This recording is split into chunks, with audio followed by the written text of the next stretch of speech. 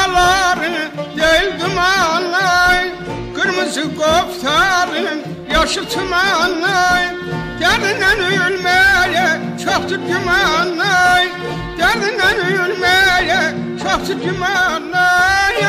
Bu ne kaşın, bu ne çayır, ölerim derdinden onu bil. Danışmasan da beraber gün.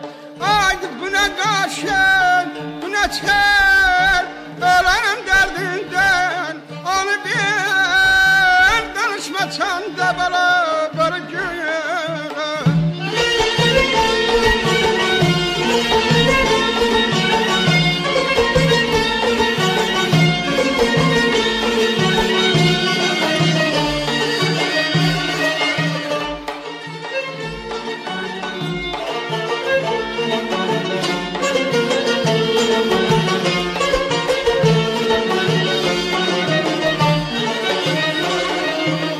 Şuşada akşamlar doğar yıldızlar, onlardan güzeldi gelinler kızlar.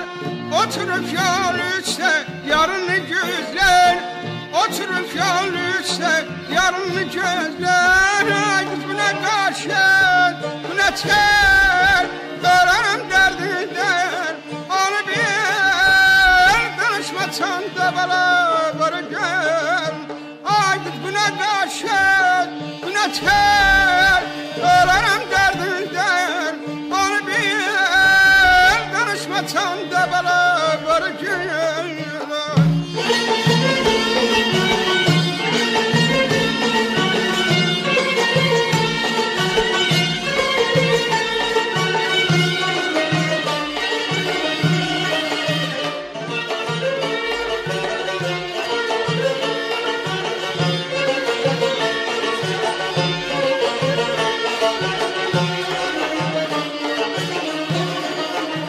Şuşanın her yanda vardı sorağay, tarife layıktır ise bulağay.